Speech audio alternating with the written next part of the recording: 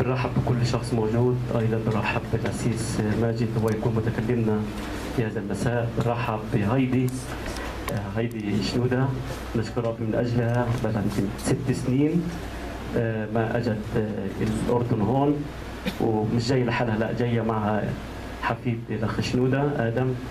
موجود ادم ولا مش موجود؟ نايم، دايما نايم ادم. وفي عن طريق بيبي كمان جاي. نشكر رب من اجل هيدي، وانه ربي بيفرحها كمان وسط اهلها. هيدي من الانسانه الممتازه.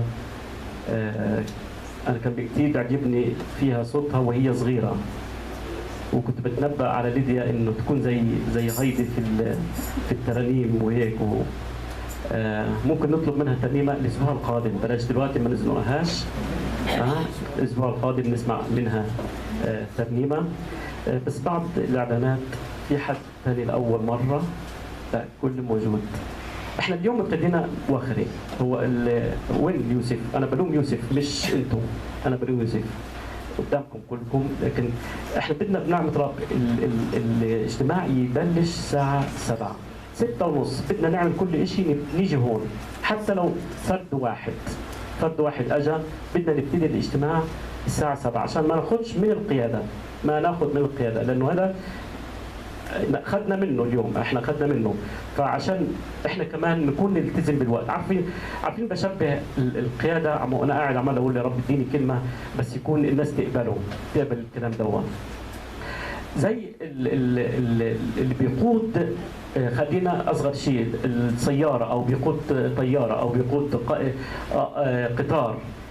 اول لما بيعمل ايش؟ بيجي قبل الوقت، بيجهز القطار من صيانه، من مش عارف ايش، قبل ما يطلع بيجهز، قبل ما يطلع عشان لما يجي يطلع في الموعد يطلع بالضبط الساعه 7 بالضبط. يطلع القطار الساعه 7 بالضبط، يقود القائد حتى ما يدخلنا في الجو الروحي. امين. بعض الاعلانات بسرعه عشان ما نطول كمان عليكم. ابتداء من بكره هيكون في صوم وصلاه. طيب ليش صوم وصلاه؟ علشان يوم ال50، ان الرب يعلن فعلا وحده، مش بس في الكنائس الانجيليه، لا الرب يعلن الوحده في كل كنائس الاردن.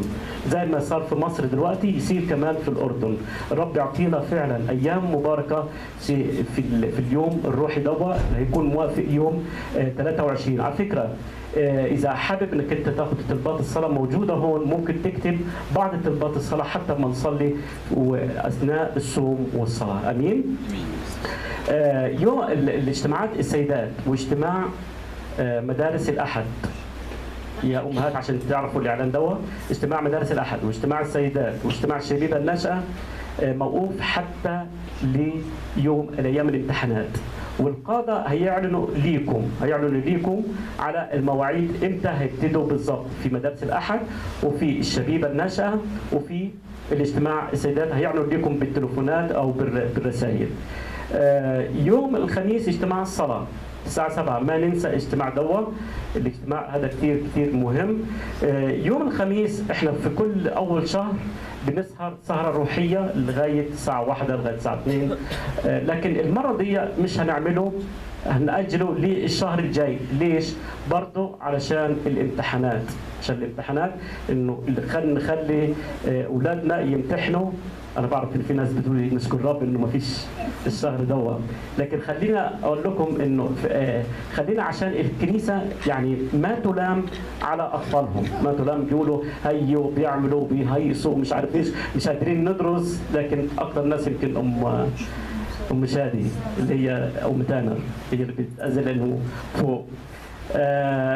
يوم اخر اعلان. الأسيس ماجد هيكون معنا برضه أيضا يوم الجمعة القادم الساعة 7 مساء، وهيكون في اجتماع الجامعي العاملين يوم السبت. وكان المفروض خدم امبارح، بس امبارح اتأخرنا في الطريق وما قدرناش ان احنا نلحق الاجتماع. جينا هون الساعة 9:15. يوم السبت القادم هيكون معانا الأسيس ماجد، ويوم الجمعة الساعة 7 اجتماع العاملين الجامعي والعاملين الساعة 7 بنبتدي، بس هيك نحكي مع بعض شوية وبعدين بنبتدي أصلا الاجتماع الساعة 7:30. في إعلان كمان آخر بنعمة رب، هيكون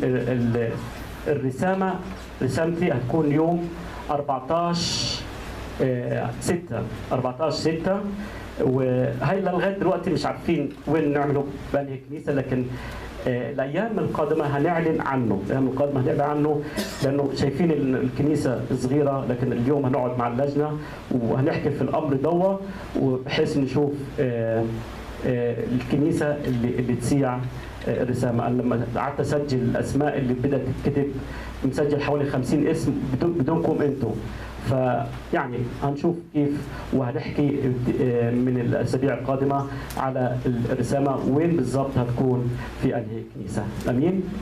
امين. خلينا بس نحن رؤوسنا للصلاه قبل ما نقدم الاسيس ماجد.